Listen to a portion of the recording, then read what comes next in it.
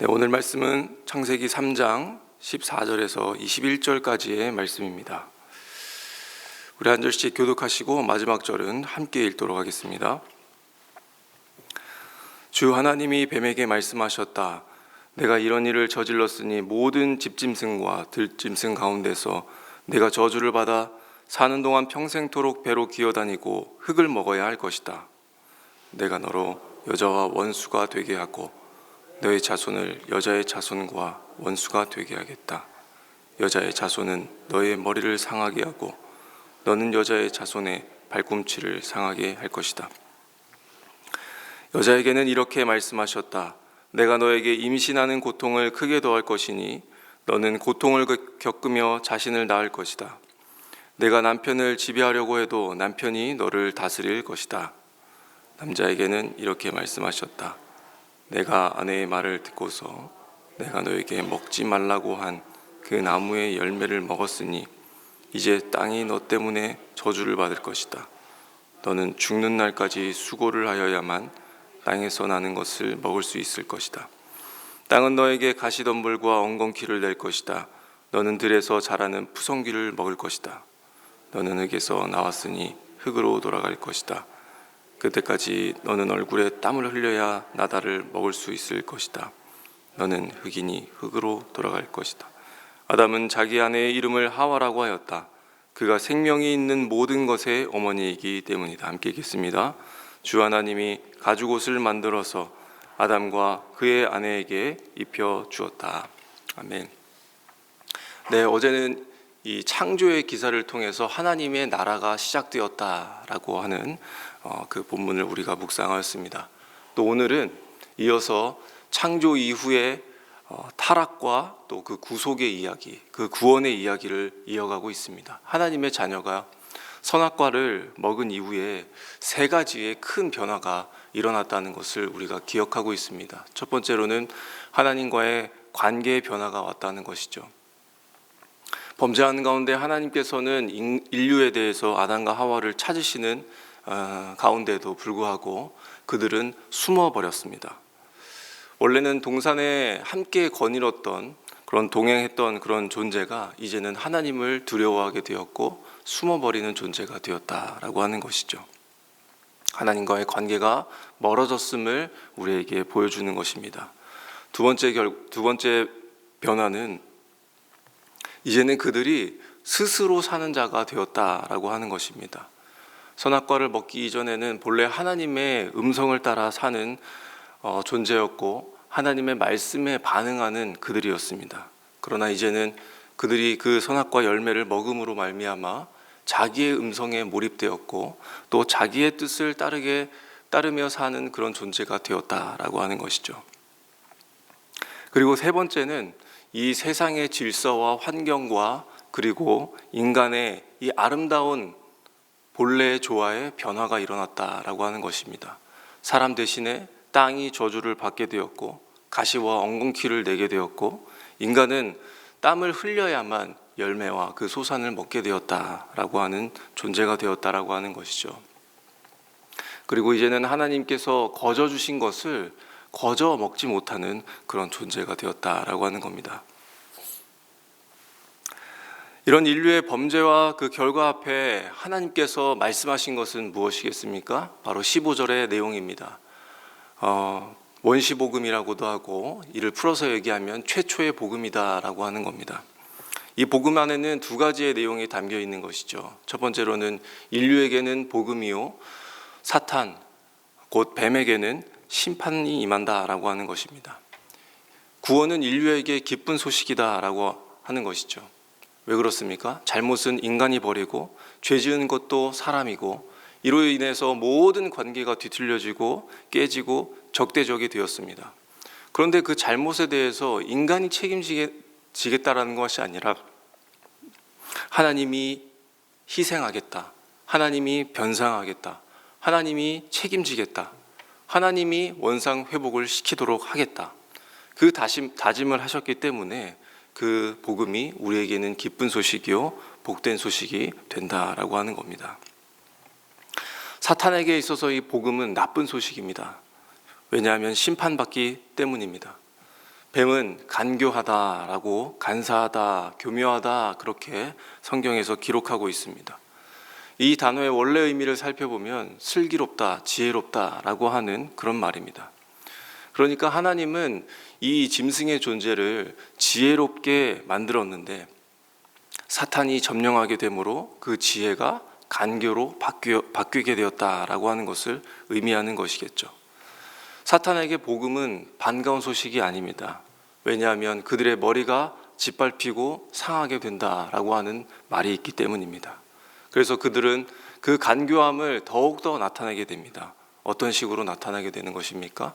그 여자의 후손이 이 땅에 오지 못하도록 막는다라고 하는 것이죠.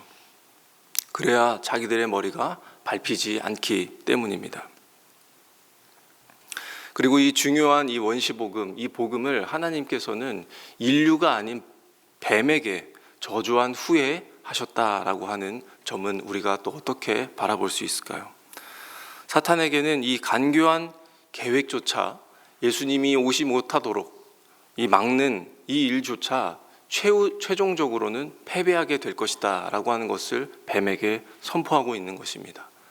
또 동시에 인류에게는 스치듯이 은근슬쩍 이야기하는 것 같지만 이 뱀을 혼내시는 이 모습을 지켜보고 있는 아담과 하와의 마음에 죄책감을 느끼게 되는 것이죠. 아, 내가 잘못을 했구나. 그 잘못을 시인하게 되고 이를 통해 그들이 회개의 기회를 갖게 되는 것입니다.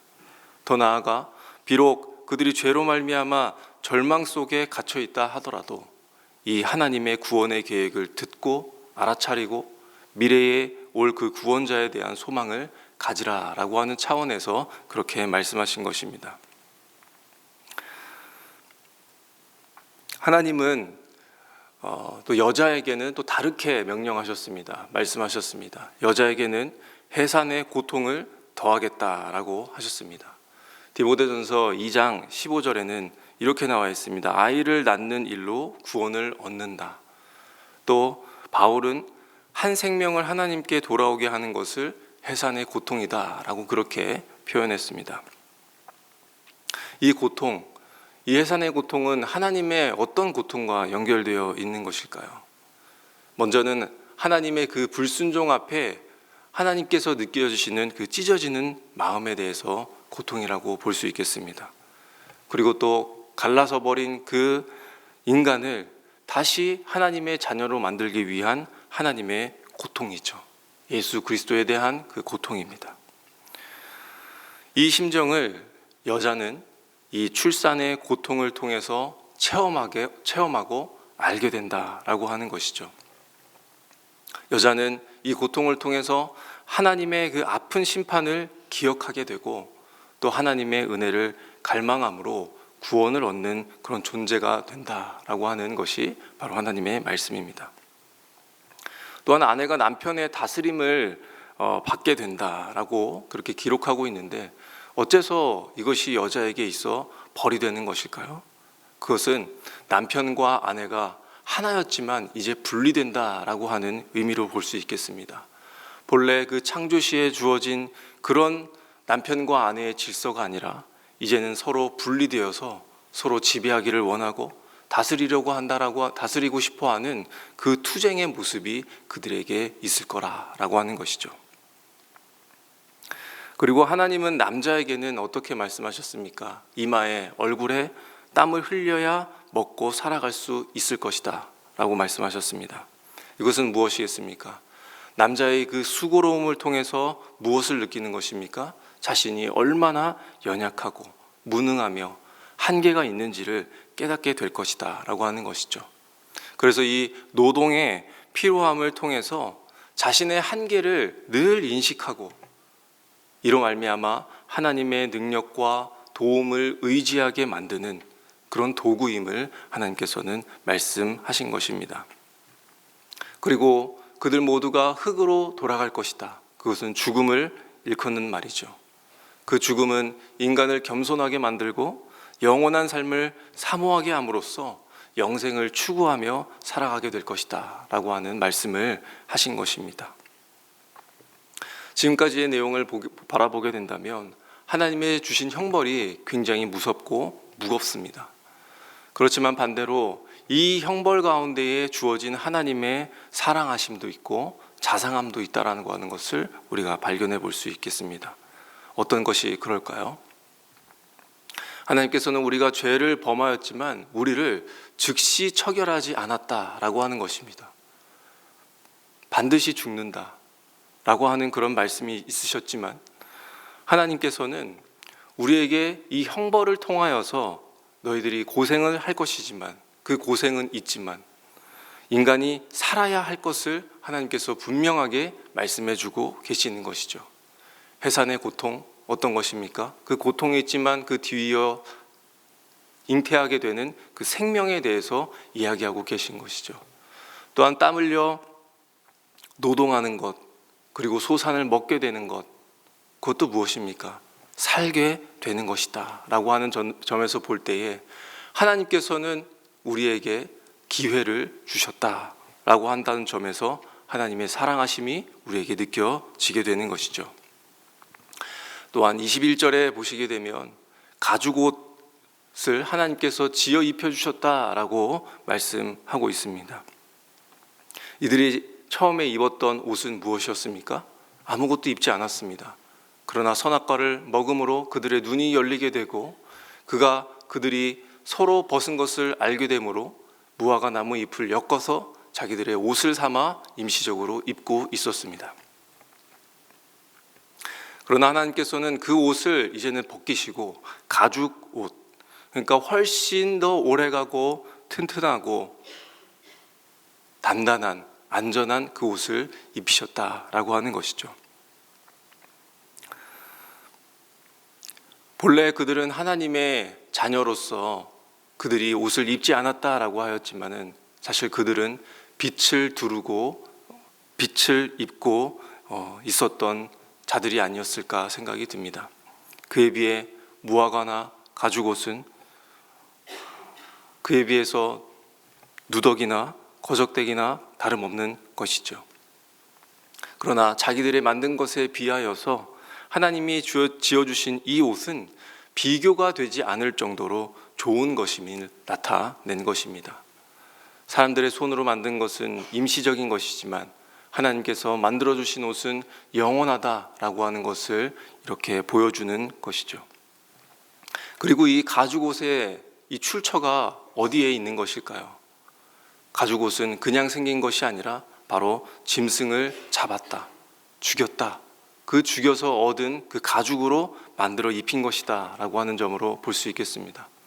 아담과 하와는 이 최초의 죽음을 목격하면서 자기로 인해서 그 짐승이 죽게 되었다라고 하는 죄책감을 가지게 되었을 것입니다.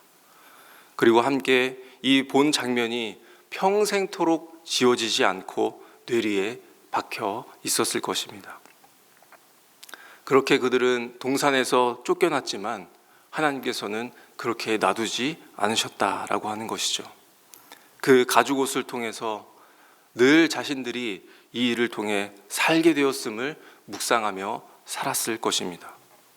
또 언제일지는 모르겠지만 장차 대속해서 그 죽음을 당하실 예수 그리스도를 그들이 알게 됨으로써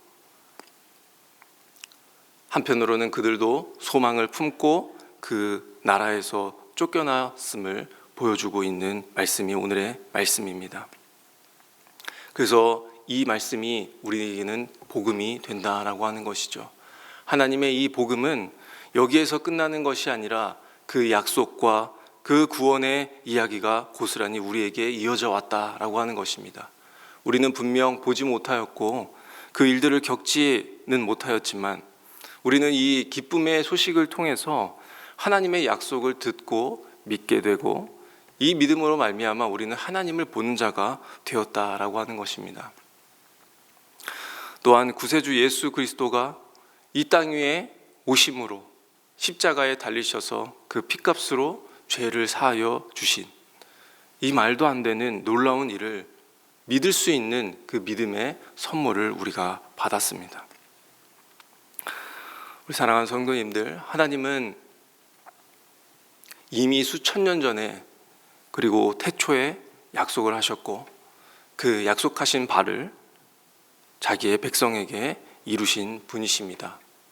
이 사실이 믿어짐으로 말미암아 장차 또 우리에게 예비해 두신 그 일들을 성취하시는 그 하나님이심을 믿는 믿음으로 이어져 가기를 소망합니다. 또한 우리의 남은 이 신앙의 경주를 기쁨과 인내와 기도와 예배로 주님 다시 오시는 그날까지 아담과 하와가 느꼈던 그 두려움으로서의 기다림이 아니라 초조함이 아니라 담대함으로 기대함으로 또 오늘 하루를 보내시는 우리 성도님들이 되시기를 간절히 소망합니다. 오늘 들은 말씀을 가지고 함께 기도해 주시고 또 오늘은 가정을 위해서 기도하도록 하겠습니다. 하나님, 우리 가정에게 복음을 주셔서 감사합니다. 그 복음으로 나의 가정에 하나님 나라가 임하고 또한 주를 따르는 백성의 삶으로 더욱 살아가게 하여 주셔서 감사드립니다. 예수 그리스도로 죽고 예수 그리스도로 사는 이 놀라운 섭리가 이 땅을 살아가는 동안에 우리 가정에게 충만하게 하여 주시고 하나님과 그 인간의 멀어짐이 예수 그리스도를 통하여 가까워지는 회복이 있듯이 또 부모와 자식 간의 관계가 다시 회복해 하여 주시옵소서. 또한 남편의 그 땀 흘리는 수고를 통해서 인간의 나약함을 보게 하시고 하나님의 강함을 바라보는 자리가 되게 하여 주시옵소서. 또한 아내의 해산과 섬김을 통해 구원의 하나님을 묵상하게 되는 이 놀라운 은혜가 있게 하여 달라고 우리 함께 가정을 위해서 기도하도록 하겠습니다. 우리 한 번 더 기도하실 때에는 이 나라와 이 땅을 위해서 기도하시겠습니다. 하나님, 이 세상의 어지러운 질서가 파괴된 창조의 질서가 하나하나 다시 제자리를 찾아가기를 소망합니다. 혼돈과 공허와 흑암이 가득했던 이 세상을 빛으로 창조하셨고 또 빛을 발하는 나라가 되게 하여 주셨듯이 하나님, 이 나라가 빛을 발하는 나라가 되게 하여 주시옵소서. 또한 온갖 생명체들로 채워서 활기를 띄우시고 형형색색 또 아름답게 채워주신 이 창조의 나라가 다시 한번 하나님의 색깔로 물들이는 나라가 되게 하여 주시고 하나님의 사랑과 생명을 나타내는 이 나라로 세워가 주시옵소서라고 우리 함께 기도하신 후에 각자의 기도 제목으로 우리 함께 기도하며 나아가도록 하겠습니다. 함께 기도하겠습니다.